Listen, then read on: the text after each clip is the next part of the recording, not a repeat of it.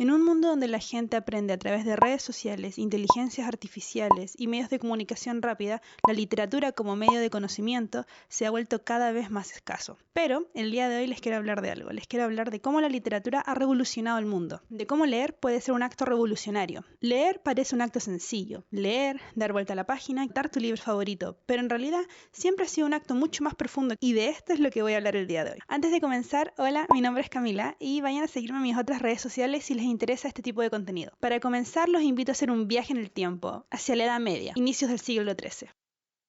En la Edad Media los libros no eran un objeto cotidiano, eran caros, escasos y más encima copiados a mano, lo que significa que quienes tenían acceso a la literatura eran los nobles y el clero. Además de los libros ser un objeto muy escaso y controlado, la alfabetización era muy escasa. Y aquellos que sí sabían leer realmente no encontraban libros en su idioma porque muchos libros no eran traducidos desde el latín a los idiomas que en ese tiempo la gente hablaba, como por ejemplo el francés. Por lo tanto, quien tenía acceso a los libros y a su copia también tenía acceso a la educación, al control y a la información. Ahora, cuando se habla de la Edad Media, mucha gente cree que la iglesia mandó a quemar muchísimos libros y que la quema de libros era algo cotidiano, cuando realmente no era tan así. Un caso en particular ocurrió en Francia en 1229, que se conoce como el Concilio de Toulouse. En este se emitió que los laicos tenían prohibido la posesión de libros del Antiguo y del Nuevo Testamento. Pero, como dije, la quema de libros no era un caso cotidiano, pero sí era un caso que existía. Un caso muy conocido ocurrió después de la disputa de París, en donde se quemaron muchísimos libros judíos. Esto ocurrió en 1242, o sea,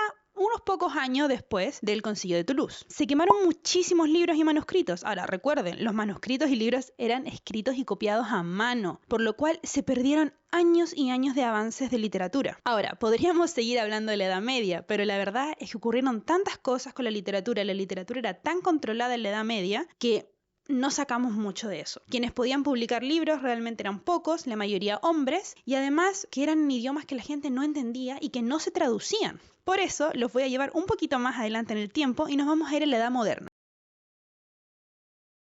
Ahora les voy a presentar a Johannes Gutenberg. Johannes Gutenberg era un artesano alemán quien tenía como propósito no escribir más bonito ni mejor, sino poder multiplicar los libros. Él hace un acto que hoy en día se considera muy revolucionario. Él mecaniza el acto de copiar libros. Esto hace que los libros sean mucho más accesibles, que hayan mucho más libros y que sean muchísimo más baratos. Esto en ese tiempo se le conoce como el printing press o la imprenta. La imprenta corre como el agua por Europa, se populariza y se cree que para el año 1500 las imprentas europeas ya habían hecho más de 6 millones de copias de libros. En el libro publicado en 1779, The Printing Press as an Agent of Change, propone que la imprenta no solamente fue un cambio técnico, sino fue un cambio estructural en las redes de comunicación en Europa. El libro plantea: la imprenta alteró métodos de recolección de datos, almacenamiento y recuperación, y las redes de comunicación de las comunidades letradas. O sea, que en pocas palabras, el conocimiento antes de la imprenta era frágil y local, mientras que después se vuelve más estable, replicable y almacenable. Ahora, si algo recuerdan de las clases de historia, sabrán que la imprenta cambió totalmente el panorama europeo. No solamente cambió en la forma en la que la gente se comunicaba, pero también en la forma en la que la gente se informaba y pensaba, además. Así que gracias a creaciones como la imprenta, movimientos sociales como la Reforma pudieron tener un lugar en la historia. La Reforma, en el siglo XVI, fue un punto de ruptura que dividió el cristianismo europeo. Historiadores reconocen el año 1517 como el inicio simbólico de este movimiento. Esto pasa cuando Martín Lutero publica sus 95 tesis en Wittenberg, Alemania. Wittenberg o Wittenberg, quién sabe, no sé, yo no sé. En el cual cuestionaba, entre otras cosas, los sistemas de indulgencia. En el fondo, Martín Lutero en sus 95 tesis cuestionaba quién tenía la última palabra sobre la fe, sobre la iglesia, las escrituras o la conciencia del creyente. Como dato curioso, el ambiente religioso europeo ya estaba delicado, porque quien gobernaba en Inglaterra en ese entonces era el rey Luis VIII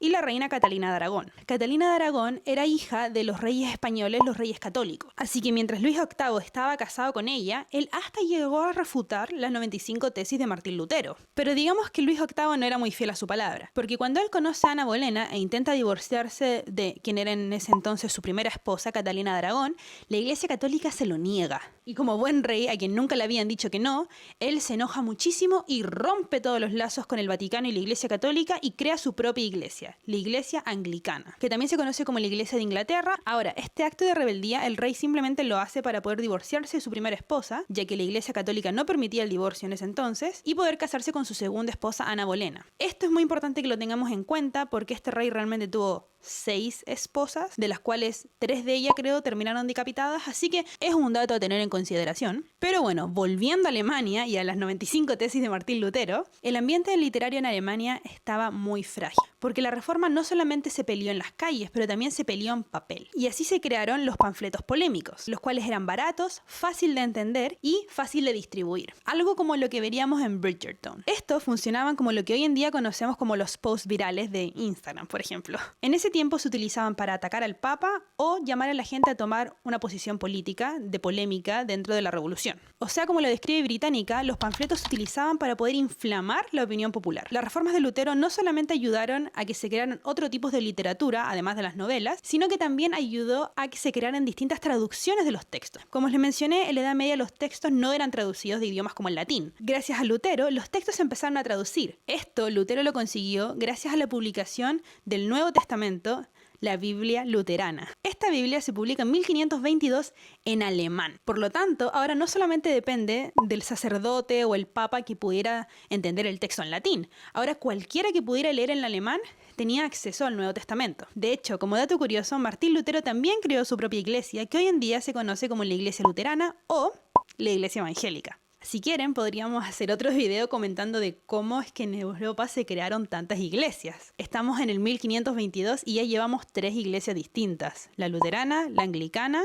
y la católica. Volviendo a Lutero, él era una persona muy inteligente, porque estos textos no solamente incluían párrafos y letras, incluían canciones e imágenes. Como ya expliqué anteriormente, la alfabetización no era algo común, mucha gente no sabía ni leer ni escribir. Por lo tanto, la comunicación a través de imágenes y canciones, que mucha gente pudiera aprender y pudiera repetir, servía muchísimo en este contexto. Así que, como han podido ver, la literatura, la escritura, la imprenta tuvieron un poder gigantísimo en Europa. Pero no solamente en Europa, porque ahora los voy a llevar y vamos a hacer un viaje a otro continente. Ahora nos vamos a ir a América, más específicamente a las 13 colonias inglesas o lo que hoy en día se conoce como Estados Unidos. Antes de que Estados Unidos se independizara, las ideas de la independencia no eran tan recurrentes como en muchas otras colonias, hasta que llega un nuevo personaje, Thomas Paine. Él era un inmigrante quien publicó un panfleto que se hizo viral para su época. En enero de 1776, Thomas Paine publica un panfleto que se llama Common Sense, un panfleto político que no solamente decía que la independencia de Inglaterra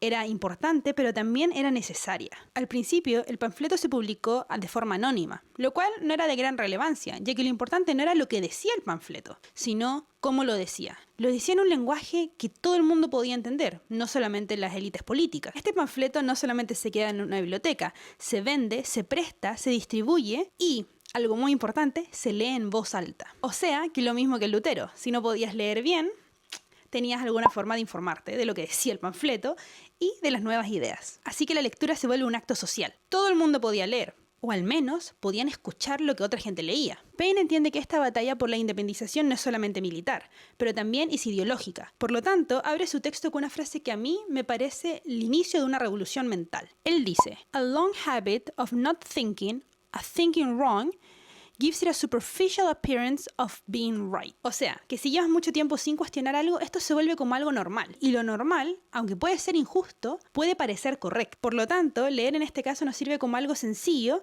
para poder aprender y desnormalizar actos que pueden ser injustos. Es algo como lo que pasa con el machismo en la actualidad. Que sea algo normal no significa que sea algo justo o correcto. Hablando de feminismo, que es uno de mis temas favoritos, los voy a llevar de vuelta a Europa, más concretamente a Inglaterra. Para las mujeres la lectura no solamente era de conocimiento, pero también de autonomía.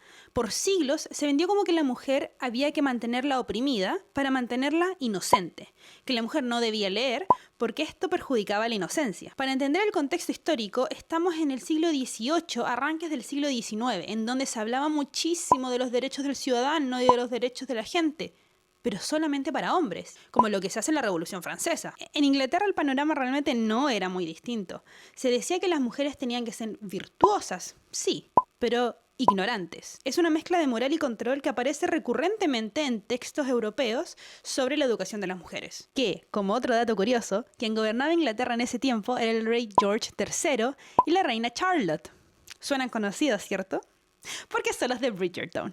Que si quieren, podríamos hacer un video de la historia de amor de estos dos reyes que gobernaban Inglaterra. Volviendo al feminismo, Mary Wollstonecraft, qué nombre más difícil, denuncia estas creencias sobre la educación de las mujeres en su libro A Vindication of the Rights of Women, que se publica en 1792. Ella dice sin rodeos: Why should they be kept in ignorance under the specious name of innocence? O sea, ¿por qué mantenerlas ignorantes bajo el engañoso nombre de la inocencia? Refiriéndose a la educación que se le daba a mujeres de esa época. Ahora, aquí viene la parte de esta historia que me encanta, porque esta historia no solamente se queda en la teoría, sino que pasa a la práctica. Mary muere siendo una mujer joven, pero su legado no solamente queda en su libro, ya que en 1797 ella tiene a su hija, que también se llama Mary, que se le conoce como Mary Shelley. En 1816, cuando Mary tiene 16 años, se va a Suiza de vacaciones con otros escritores conocidos de la época. Pero este verano en el cual ella se va a Suiza fue conocido como The Year Without a Summer, o sea, el año sin verano, ya que era lluvioso y muy extraño. Gracias al mal tiempo, estos escritores deciden quedarse encerrados en su casa, y ya que la atmósfera daba para ello, se inicia el reto de escribir historias de terror. Y así es como Mary Shelley escribe su obra más conocida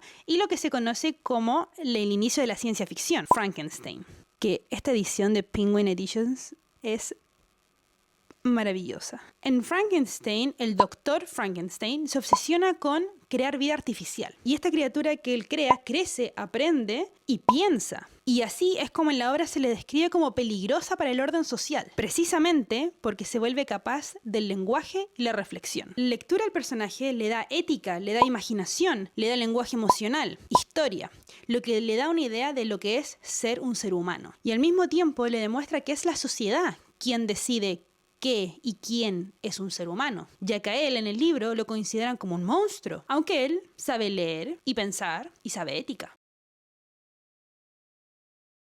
La actualidad es un punto incómodo de la literatura, ya que la desigualdad en la literatura no desapareció del todo, pero cambió su forma. Hoy en día no hay una ley que prohíba leer en la mayoría de los lugares del mundo, pero sí existe un filtro silencioso, ya que el tiempo, el cansancio y el acceso a la literatura, como biblioteca, libros en casa y libros online, no nos afecta a todos por igual, ya que, por ejemplo, la UNESCO estima que en el 2024 habían 739 millones de jóvenes y adultos sin las capacidades básicas de alfabetización, y que las mujeres conformaban casi 2/3 de esta cifra, siendo las mujeres 466 millones. Además, la UNESCO advierte que 4 de cada 10 niños no alcanzan las capacidades básicas de lectura. Pero si nos vamos a la desigualdad dentro de los países, la OCDE en 2022 muestra que el desempeño escolar, lo cual incluye la lectura, está muy relacionado con el nivel socioeconómico del niño. Por ejemplo, en matemáticas, los estudiantes de situación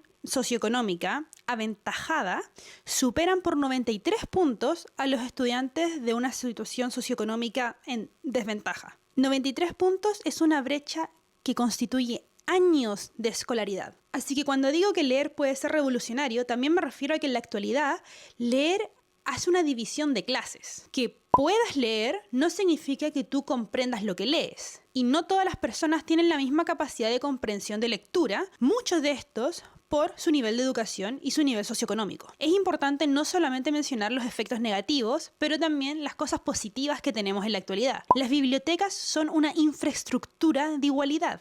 Todos tenemos acceso a bibliotecas, no de igual medida. Pero cualquier persona puede tomar prestado un libro de una biblioteca, lo cual no hace a las bibliotecas un establecimiento nostálgico, como se le podría conocer hoy en día gracias a las redes sociales, sino un establecimiento de políticas públicas. La IFLA, que es la Federación Internacional de Asociación de Bibliotecas, lo plantea con mucha claridad. Las bibliotecas públicas apoyan el desarrollo ofreciendo acceso equitativo a la información y promoviendo igualdad de acceso. Y así, las bibliotecas no solamente físicas, pero también digitales, nos permiten a tener acceso a recursos como contratos, leyes, derechos, entre muchas otras cosas. Pero que tengamos acceso a estos libros no significa que hoy en día no exista la censura. Así que ahora hablaremos un poco de la censura en la actualidad. Porque la censura no siempre llega como una charla política o como una charla religiosa. A veces llega con eslogan tal como hay que proteger a los niños o esto no es apropiado. Pero hoy tenemos datos duros. PEN América o PEN América documentó que en el año escolar 2023-2024 hubo 10.046 instancias de censura en los libros de las bibliotecas escolares en Estados Unidos, lo cual afectó a más de 4.000 distintos títulos, dentro de los cuales hay títulos como 1984 de George Orwell o Harry Potter y la piedra filosofal. Esto tuvo una gran repercusión mediática y este video lo explica perfectamente. Les voy a dejar el link en la descripción del video. Pero como ya lo mencioné, la censura no es algo nuevo. Es importante que nosotros aprendamos a reconocer patrones. Como por ejemplo, piensa en la Alemania nazi. El 10 de mayo de 1933, estudiantes nazis y aliados del partido organizaron una quema pública de libros en Berlín, lo que hoy se conoce como Bellplatz. Se arrojaron al fuego obras de autores no alemanes que se consideraban inapropiados o simplemente críticos al régimen. Hoy en día, en el lugar del suceso, hay un memorial que nos recuerda: Where they burn books, they will ultimately burn people as well. O sea, donde se queman libros, al final también quemarán gente. Otro modelo histórico de censura no solamente es el fuego, sino una lista de libros, como lo que hizo la Iglesia Católica. Durante siglos existió el Index Librorum Prohibitum. Eso suena como un hechizo de Harry Potter. Pero bueno, que era considerado como un listado de libros que era peligroso para la fe o para la moral. El Index fue una lista de obras que alguna vez fueron prohibidas por la Iglesia Católica, el cual cesó en 1966. El Vaticano tiene un documento oficial de 1966, aclara que el Index no tiene una fuerza de ley eclesiástica, pero permanece moralmente vinculante, como una advertencia de conciencia a los creyentes de la Iglesia Católica. Como un dato que me parece curioso, es que dentro de esta lista de libros del Index se encuentra un libro del cual nosotros ya hablamos en este video, la Biblia luterana. O sea que podríamos decir que la censura no solamente es violenta, pero también es burocrática, es racional, casi administrativa. No siempre destruye el libro físico, pero intenta decidir quién puede leer, cuándo, qué y con qué miedo o repercusiones. Así que si quieren que haga algún video explayándome en alguno de los temas que toqué en este video, simplemente déjenmelo saber. El mensaje con el que me gustaría dejarlos después de este video es que lean, infórmense, lean de todo lo que puedan. Y eso, espero que les haya gustado mucho. Vayan a seguirme a mis otras redes sociales, que se los dejaré en la cajita de descripción, y nos vemos en el siguiente video.